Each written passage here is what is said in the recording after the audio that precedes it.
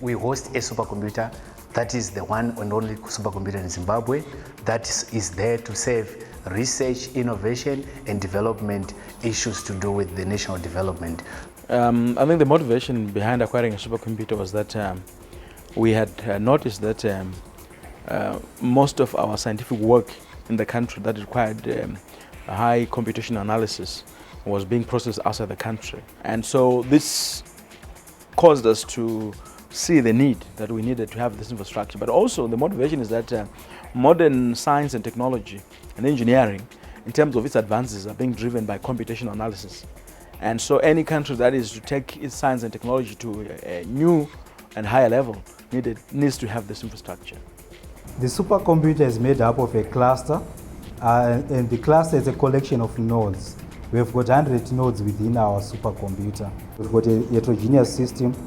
We can do 36 trillion operations per second. That's the core business that we offer at this center. The supercomputer that we have here is used in a number of application areas. That is to do with agriculture, weather forecasting, mining and geoscience. There is the area of finance and commerce. There is the area of applied sciences, and then there is the area of e-government itself. And then one of the key areas, the daily weather forecasting, which you are seeing on the television, they are processed here. All the information is processed here. The global models that we used to use for forecasting, it used to be at an 80-kilometer resolution, but now with the coming in of HPC, we are able now to narrow down to 4-kilometer resolution. Running this model on a desktop machine, as an example, running for 3 days, it would take 10 hours just to run for those 3 days. But now with coming in of the HPC, we see that it only takes 5 minutes to run the same 3-day forecast.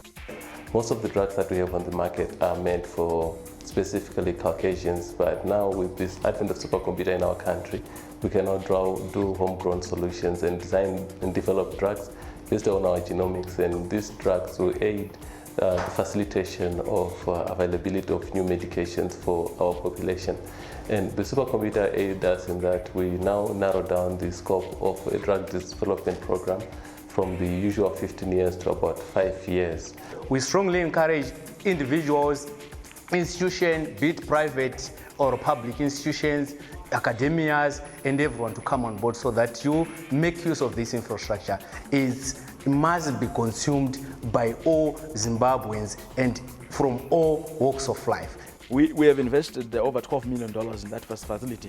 But when you look at, for such a small investment, the gains we have made, for example, in accurate weather forecasting, it's immeasurable. We were able to accurately predict that rains will not be good this year using the supercomputer, and we were able to procure maize well before time from that advice from the meteorology department. We believe that we still have more to get from the supercomputer. And so when you compare 12 million, but what about inventions in the scientific community? The ability of the country to do DNA analysis. All those are advances that you cannot place 12 million on as value. They're much more than that.